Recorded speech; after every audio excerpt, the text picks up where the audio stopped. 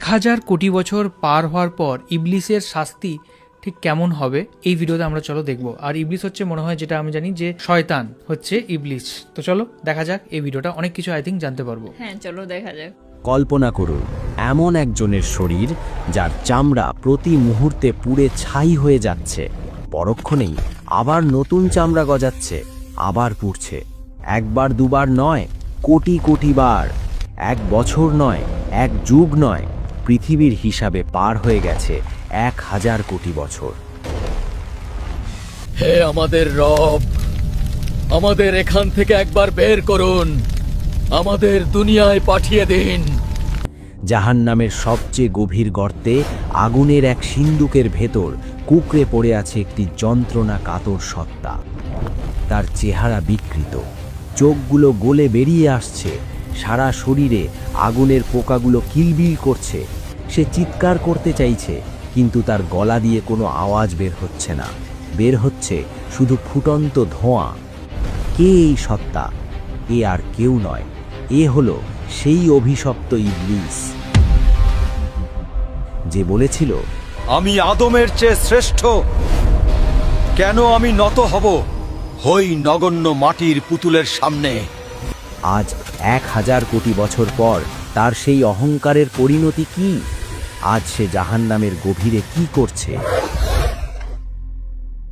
সময় বা কাল দুনিয়াতে আমাদের কাছে খুব দামি, কিন্তু আখেরাতে, বিশেষ করে জাহান্নামে, সময় বা টাইম এক অভিশাপ। আল্লাহ তাআলা ইবলিসকে কেয়ামত পর্যন্ত হায়াত দিয়েছিলেন। সে তার হায়াত শেষ করেছে পাপ আর ধোঁকা দিয়ে, কিন্তু বিচারের দিন শেষ হওয়ার পর যখন অনন্তকাল শুরু হলো, তখন থেকে শুরু হলো তার আসল লাঞ্ছনা। আজ আমরা ইতিহাসের পাতা আর হাদিসের ইঙ্গিত থেকে এমন এক দৃশ্য আঁকব যা দেখলে আপনার রক্ত হিম হয়ে যাবে। আজকের ভিডিওতে আমরা দেখব 1000 কোটি বছর আগুনে জ্বলার পর শয়তানের শারীরিক গঠন কেমন হয়েছে, তাকে কি খেতে দেওয়া হচ্ছে, এবং এত বছর পর সে তার সঙ্গীদের সাথে কি আচরণ করছে। দূরে সরে যাও। আল্লাহ তাআলা কেন তাকে কুকুরের সাথে তুলনা করবে? আর কি বা হবে তার শেষ ভাষণ? জাহান্নামের স্তরগুলোর মধ্যে সবচেয়ে ভয়াবহ স্তর হল হাবিয়া বা অতল গহ্বর। দুনিয়ার আগুন যার কাছে বরফের মতো মনে হবে, এতটাই উত্তপ্ত সেই স্থান। মুফাসসিরগণ বলেন, ইবলিসের শাস্তি হবে সবচেয়ে কঠিন, কারণ সেই সব পাপের মূল। 1000 কোটি বছর ধরে সে একটি বিশেষ শাস্তির মধ্যে আছে। কিছু বর্ণনায় পাওয়া যায় জাহান্নামের তলদেশে আগুনের তৈরি একটি বিশাল সিন্দুক বা কফিন আছে। ইবলিসকে সেই সিন্দুকের ভেতর ঢুকিয়ে তালাবদ্ধ করে দেওয়া হয়েছে। কেন জানেন? কারণ দুনিয়াতে সে তার চেলারা বা শয়তান বাহিনী নিয়ে অহংকার করত। আজ সে একা। হাজার হাজার বছর ধরে সে শুধুই অন্ধকার দেখছে। তার নিঃশ্বাস ফেলার শব্দ সেখানে প্রতিধ্বনিত হয়ে ফিরে আসে, যা তাকে আরও উন্মাদ করে তোলে। তার এই সিন্দুকটি মহাবিশ্বের যে কোনো ব্ল্যাক হোল বা কৃষ্ণ গহ্বরের চেয়েও ভারী। মনে হয় যেন কোটি কোটি পাহাড় তার বুকের উপর চাপিয়ে দেওয়া হয়েছে।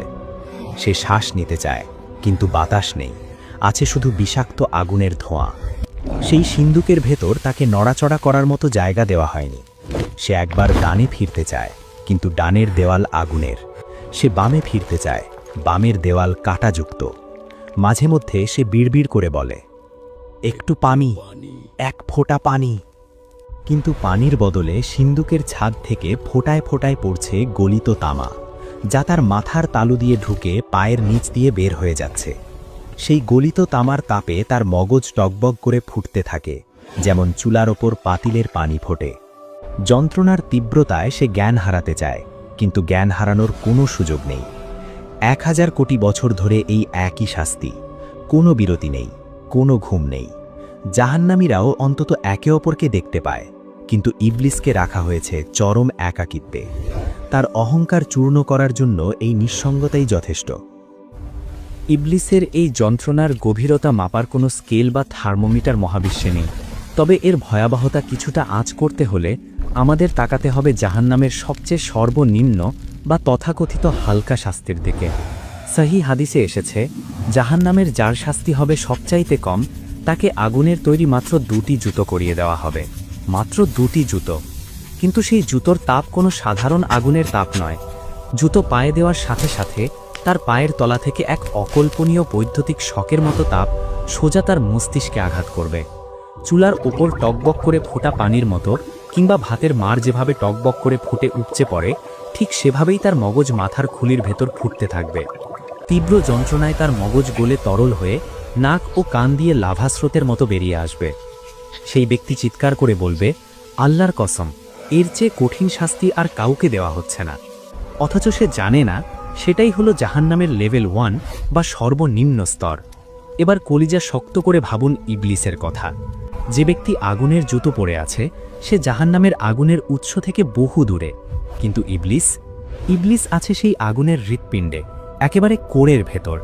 বিজ্ঞান বলে সূর্যের ওপরের তাপমাত্রার চেয়ে কেন্দ্রের তাপমাত্রা কোটি গুণ বেশি। ঠিক তেমনি সাধারণ জাহান্নামীদের শাস্তি যদি হয় জ্বলন্ত মোমবাতির ছ্যাঁকা, তবে ইবলিসের শাস্তি হল জীবন্ত আগ্নেয়গিরির গলিত লাভায় ডুবে থাকা। পৃথিবীর শুরু থেকে শেষ পর্যন্ত যত পাপ হয়েছে, যত খুন, যত ধর্ষণ, যত শিরক, তার সবগুলোর কমিশন বা ভাগ ইবলিসের কাঁধে জমা হয়েছে। তাই তার আগুনের রং লাল নয়, তার আগুন কুচকুচে কালো। সর্বনিম্ন শাস্তির ওই ব্যক্তি যদি ইবলিসের শাস্তির এক ফোঁটাও অনুভব করত, তবে সে মুহূর্তেই ভস্ম হয়ে যেত। ইবলিস প্রতি ন্যানোসেকেন্ডে এমন দাহন সহ্য করছে যা পৃথিবীর সমস্ত পারমাণবিক বোমা একসাথে বিস্ফোরিত হলেও তৈরি করা সম্ভব নয়। তার আর্তনাদ যদি একবার দুনিয়ার মানুষ শুনতে পেত, তবে ভয়ে এবং আতঙ্কে পৃথিবীর সমস্ত মানুষের হৃৎস্পন্দন চিরতরে বন্ধ হয়ে যেত।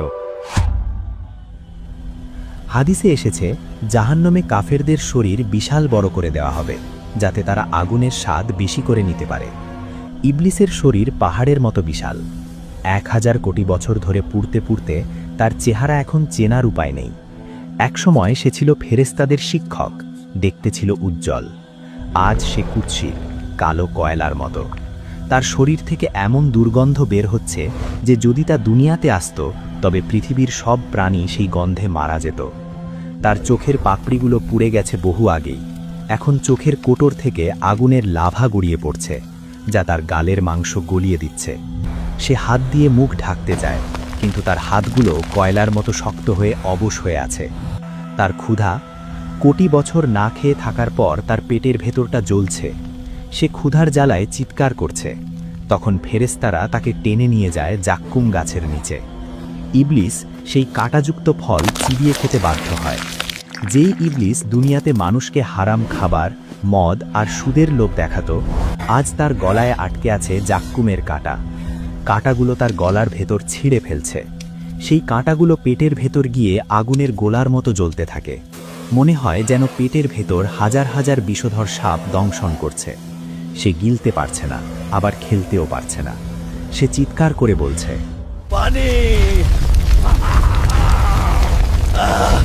পানি দাও, কলিজা ফেটে গেল। তখন তাকে দেওয়া হয় হামিম, ফুটন্ত টকবগে পানি। সেই পানি মুখের কাছে নিতেই তার মুখের মাংস খসে পড়ে যায়। কিন্তু তৃষ্ণার জ্বালায় সে সেই আগুনের পানিই পান করে। আর পান করার সাথে সাথে তার নাড়িভুঁড়ি গলে পায়খানার রাস্তা দিয়ে বের হয়ে যায়। সে নিজের গলে যাওয়া নাড়িভুঁড়ির দিকে তাকিয়ে থাকে। সেগুলোকে আবার পেটের ভেতর ঢোকাতে চায়, কিন্তু পারে না। এক অসহ্য দৃশ্য। ভাবুন তো, একবার পেট গলে বের হয়ে যাওয়ার পর আল্লাহ আবার তাকে আগের মতো সুস্থ করে দেন। কেন? যাতে আবার নতুন করে শাস্তি শুরু করা যায়। চামড়া জোড়া লাগার সেই দৃশ্য আরও বেশি ভয়ানক। সুস্থ হওয়ার পর সে এক মুহূর্তের জন্য স্বস্তি পায় না, বরং দ্বিগুণ ভয়ে কুঁকড়ে যায়। কারণ সে জানে এখনই আবার আযাব শুরু হবে। এভাবেই কেটে গেছে 1000 কোটি বছর। তবে সবচেয়ে মর্মান্তিক দৃশ্যটি ঘটে তখন, যখন যন্ত্রণার চরম সীমায় পৌঁছে ইবলিস সরাসরি তার রবের সাথে কথা বলার চেষ্টা করে। পবিত্র কুরআনের সূরা আল মুমিনুনে আল্লাহ জাহান্নামীদের এই শেষ ফরিয়াদের কথা উল্লেখ করেছেন। 1000 কোটি বছর পর, সব অহংকার ধুলোয় মিশে যাওয়ার পর, ইবলিস এবং তার অনুসারীরা শেষবারের মতো আকাশের দিকে তাকায়। ইবলিস মনে করতে পারে বহু কোটি বছর আগে সে এই আল্লাহর ইবাদত করত। সে ভাবে হয়তো দয়াময় আল্লাহ একবারের জন্য তার দিকে তাকাবেন। সে তার বিকৃত গলায় বুক ভাঙা আর্তনাদ নিয়ে চিৎকার করে ওঠে, রব্বানা আখরিজনা মিনহা। আল্লাহ, আমার কথা শুনুন। আমি জানি আমি পাপ করেছি, কিন্তু আপনার রহমত কোথায়? আমাকে মুক্তি দিন। হে আমাদের রব, আমাদের এখান থেকে একবার বের করুন, আমাদের দুনিয়ায় পাঠিয়ে দিন। আমরা আর পাপ করব না, আমরা নেক কাজ করব। যদি আবার পাপ করি তবে আমরাই জালিম। পুরো জাহান্নাম নিস্তব্ধ হয়ে যায়। সবাই অপেক্ষা করে উত্তরের জন্য। ইবলিস ভাবে তার পুরনো ইবাদত হয়তো আজ কাজে আসবে, কিন্তু না। মহাবিশ্বের মালিক মহান আল্লাহ তখন এমন এক ধমক দেন যা জাহান্নামের আগুনের চেয়েও বেশি যন্ত্রণাদায়ক। আল্লাহ বজ্রকঠিন স্বরে বলেন, ইখসাউ ফিহা ওয়ালা তুকাল্লিমুন। চুপ থাক। কুকুর যেমন ধিক্কৃত হয়ে পড়ে থাকে, তেমনি তোরা জাহান্নামে পড়ে থাক, আর কোনোদিন আমার সাথে কথা বলবি না। লা তুকাল্লিমুন, আমার সাথে কথা বলবি না। এই একটি বাক্য ইবলিসের বুকের ভেতরটা চূর্ণ বিচূর্ণ করে দেয়। সে বুঝতে পারে তার এবং আল্লাহর মাঝখানের সম্পর্ক চিরতরে শেষ। আল্লাহর রহমতের দরজা পার্মানেন্টলি সিলগালা করে দেওয়া হয়েছে। এই প্রত্যাখ্যানের কষ্ট আগুনের কষ্টের চেয়ে লক্ষ গুণ বেশি। এরপর থেকে ইবলিস আর কোনোদিন আকাশের দিকে তাকানোর সাহস পাবে না। সে শুধু পশুর মতো গোঙাবে। মাঝে মধ্যে আল্লাহ তাকে সিন্দুক থেকে বের করে জাহান্নামের সাধারণ কয়েদিদের সামনে আনেন। এটা তার শাস্তির আরেকটা অংশ, অপমান বা লাঞ্ছনা। যখন জাহান্নামের অধিবাসীরা ফেরাউন, নমরুদ, আবু লাহব এবং দুনিয়ার পাপী মানুষরা ইবলিসকে দেখতে পায়, তখন তারা পাগলের মতো হয়ে যায়। এই সব তোর জন্য ইবলিস। হঠাৎ ভিড় থেকে একজন চিৎকার করে ওঠে, ওই তো সেই শয়তান যার ধোকায় পড়ে আমি আজ এখানে। তাকে ধর, তাকে ছিঁড়ে ফেল। জাহান্নামীরা তাদের নিজেদের শাস্তি ভুলে গিয়ে ইবলিসের ওপর ঝাঁপিয়ে পড়ে। তারা তাকে কামড়াতে থাকে, তার শরীরের মাংস ছিঁড়তে থাকে। দূরে সরে যাও। তারা চিৎকার করে বলে, তোর কারণেই আমরা আল্লাহর রহমত থেকে বঞ্চিত হয়েছি। তাদের আক্রোশ দেখে মনে হয় তারা ইবলিসকে চিবিয়ে খেয়ে ফেললেও তাদের রাগ কমবে না। ইবলিস তখন চিৎকার করে পালাইতে চায়। সে ফেরেশতাদের বলে, আমাকে ওদের কাছ থেকে বাঁচাও। আমাকে আবার আগুনে ফেলে দাও। দুনিয়াতে যারা তাকে বস বা নেতা মানত, আজ তারা তাকে কুকুরের মতো ছিঁড়ে খাচ্ছে। 1000 কোটি বছর পর তার কোনো বন্ধু নেই, কোনো সাথী নেই। সে সম্পূর্ণ একা। শাস্তি, লাঞ্ছনা আর অপমানের 1000 কোটি বছর পার হওয়ার পর আল্লাহর হুকুমে ইবলিস আজ কথা বলবে। সে তার অনুসারীদের উদ্দেশ্যে শেষ ভাষণ দেবে। সে কাঁপতে কাঁপতে মিম্বারে দাঁড়ালো। কোটি কোটি জাহান্নামী চুপ করে আছে। আগুনের শো শো শব্দ ছাড়া আর কোনো শব্দ নেই।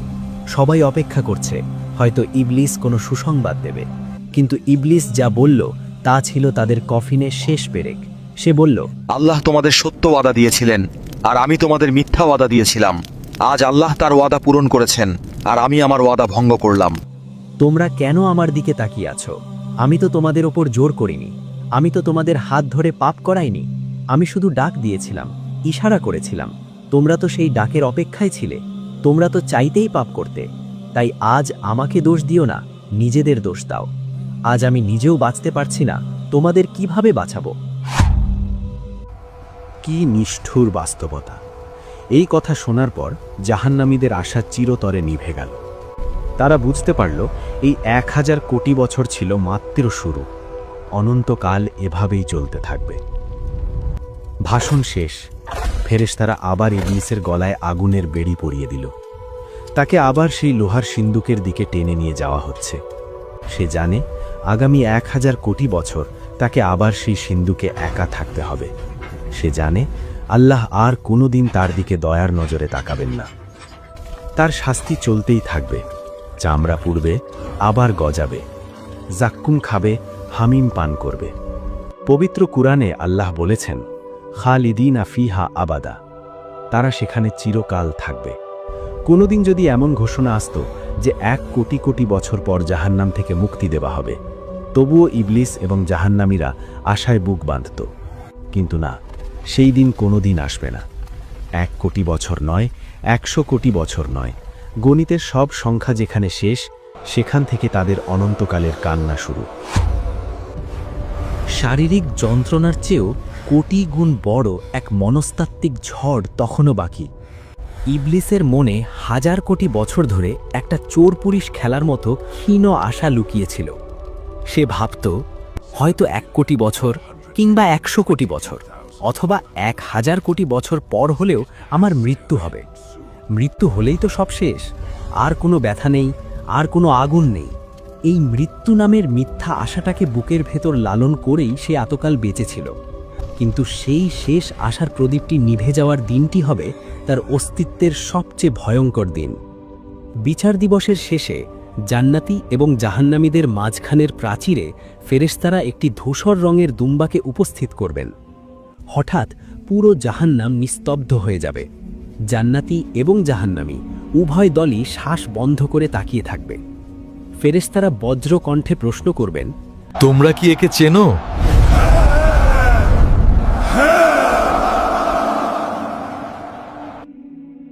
এ হলো মৌত, এ হলো মৃত্যু, যাকে আমরা দুনিয়াতে ভয় পেতাম আর আজ যাকে আমরা মুক্তির দূত হিসেবে চাইছি। জাহান্নামীদের চোখে তখন চকচকে আশা। ইবলিসও সিন্দুকের ফাঁক দিয়ে তাকিয়ে আছে, ভাবছে এই বুঝি তার মুক্তির লগ্ন এলো। কিন্তু ঠিক তখনই মহাবিশ্বের কোটি কোটি সত্তার চোখের সামনে এক ধারালো ছুরি দিয়ে মৃত্যুকে জবাই করে দেওয়া হবে। রক্তের ফোঁটা পড়ার সাথে সাথে মৃত্যু ঘটে গেল। ফেরেশতারা তখন চূড়ান্ত রায় ঘোষণা করবেন, হে জান্নাতবাসী, আর মৃত্যু নেই, তোমরা অমর। হে জাহান্নামবাসী, আর মৃত্যু নেই, তোমরাও অমর। এই ঘোষণা শোনামাত্রই ইবলিসের সিন্দুকের ভেতর এমন এক পৈশাচিক দৃশ্য তৈরি হবে যা ভাষায় প্রকাশ করা অসম্ভব। মৃত্যু যখন জীবিত ছিল তখন পালানোর একটা শেষ দরজা খোলা ছিল, কিন্তু মৃত্যু নিজেই যখন মৃত তখন এই আগুন, এই সিন্দুক, এই জাক্কুম, এই সাপ বিচ্ছু সবই অনন্ত। সমাপ্তি, শেষ বা দি এন্ড শব্দগুলো ইবলিসের ভাগ্যলিপি থেকে চিরতরে ইরেজ বা মুছে ফেলা হলো। হতাশার চরম পর্যায়ে পৌঁছে ইবলিস পাগলের মতো নিজের শরীরে আঘাত করতে শুরু করবে। সে তার নখ দিয়ে নিজের মুখের চামড়া ছিঁড়ে ফেলবে, আগুনের দেওয়ালে নিজের মাথা ঠুকতে থাকবে। সে তার বিকৃত গলায় চিৎকার করে বলবে, হে আল্লাহ, আমাকে মাটি বানিয়ে দাও, আমাকে অস্তিত্বহীন করে দাও, আমি আর বাঁচতে চাই না। কিন্তু তার সেই চিৎকার অনন্তকালের দেওয়ালে ধাক্কা খেয়ে আবার তার কাছেই ফিরে আসবে। ইবলিস বুঝতে পারবে সে এক অনন্ত লুপে বা চক্রে আটকা পড়ে গেছে, যেখানে ঘড়ির কাঁটা নেই, ক্যালেন্ডারের পাতা নেই, আছে শুধু অন্তহীন হাহাকার। অনন্তকাল শব্দটা এখন তার গলার এমন এক ফাঁস যা তাকে মারবেও না, আবার বাঁচতেও দেবে না, শুধু তিলে তিলে পলে পলে যন্ত্রণা দেবে। প্রিয় দর্শক, এই সত্যটি ভয়ের, কিন্তু তার চেয়েও বেশি ভয়ের হলো আমাদের গাফিলতি। আজ আমরা শান্তিতে ঘুমাচ্ছি, শয়তান আমাদের কানের কাছে এসে বলছে, আরে আরও সময় আছে, পরে নামাজ পড়ব, পরে ভালো হব। কিন্তু যে ইবলিস 1000 কোটি বছর পরও নিজের দোষ অস্বীকার করবে, তার কথায় আপনি কেন নিজের আখেরাত বরবাদ করছেন? সে তো প্রকাশ্য শত্রু।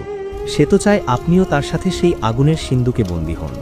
সে একা পুড়তে চায় না, সে আপনাকে সাথে নিয়ে পুড়তে চায়। এখনও সময় আছে। আপনার বুকের বাম পাশে যে হৃৎপিণ্ডটি ধুকপুক করছে, ওটা থামার আগেই ফিরে আসুন। আল্লাহর দয়ার দরজা এখনও খোলা। আসুন, আজই তওবা করি। শয়তানের প্ররোচনা থেকে আল্লাহর কাছে পানাহ চাই। হে আল্লাহ, আমাদের এবং আমাদের পরিবারকে জাহান্নামের সেই ভয়াবহ শাস্তি থেকে রক্ষা করুন। ইবলিসের ধোঁকা থেকে আমাদের ঈমানকে হেফাজত করুন। আমিন। ভিডিওটি শেয়ার করে আপনার পরিচিতদের সতর্ক করুন। কে জানে, হয়তো এই ভিডিওটি দেখার পর কারো জীবনের মোড় ঘুরে যেতে পারে। জাযাকাল্লাহু খাইরান। এখানে আমরা দেখতে পেলাম যে হচ্ছে শয়তান ইবলিস, তো তার যে কঠিন শাস্তি যেটা হবে, তো সেটা এখানে দেখতে পেলাম। সত্যি অনেক ভয়ানক শাস্তি।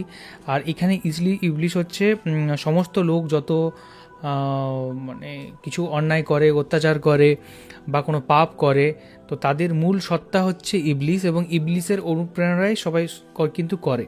তো সেই সত্তার নাম হচ্ছে ইবলিস, এখানে এটুকু আমরা বুঝতে পারলাম।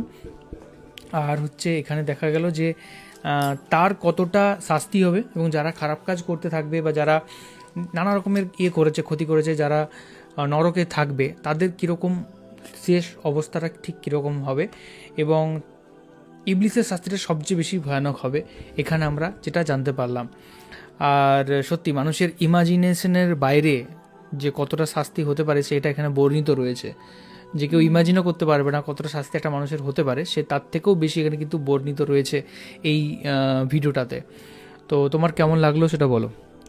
আমারও এটা দেখে প্রচুর ভালো লাগলো, আর এটা দেখে সবারই মানে নিজেদের প্রতি ভালো কাজ, নিজেদের প্রতি, নিজেদের এই আল্লাহর প্রতি, ঈশ্বরের প্রতি দয়াবান হওয়া উচিত। আর একটু হলেও মানে দিনের শেষে হলেও যখন হোক ঈশ্বরের বা আল্লাহর নাম করা সবারই উচিত, তাহলে তিনি সেই কঠিন শাস্তি থেকে বাঁচাবেন। আর আল্লাহ অনেক বেশি দয়াবান, তিনি যদি কেউ তার নাম করেন দিনে একবার হলো, তাও তিনি খুশি হয়ে যান। আর জাহান্নামের তাকে সেই আগুনে পুড়তে হবে না। যখন মানুষ অনেক বেশি নিষ্ঠুর হয়ে যাবে, যখন অস্বীকার করবে, যখন ভাববে যে আমি এই সব থেকে বড়, নিজের প্রতি একটা প্রচুর বেশি অহংকার, আর সেই অহংকারের মাত্রা যখন পেরিয়ে যাবে, যখন মানে কোনো কিছুই সে মানবে না, তখনই কিন্তু তার জাহান্নামের মতো শাস্তি হবে। তার আগে অনেক সুযোগ দেন জীবিত অবস্থায় আল্লাহ বা ঈশ্বর, তিনি আমাদের থেকে অনেক বেশি দয়াবান। তাই সবারই অবশ্যই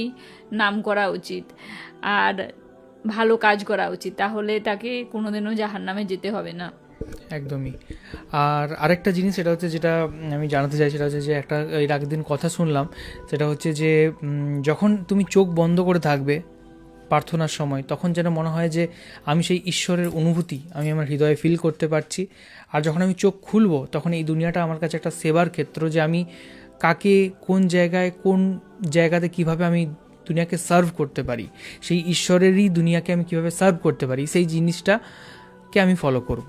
তো এর থেকে বড় আমার মনে হয় যদি মানুষের মানে হয় না, মানে স্পিরিচুয়ালিটি বলুন, সাধনা বলুন, এর থেকে বড় জিনিস আমার মনে হয় না যদি এই দুটো জিনিস আমরা ফলো করতে পারি।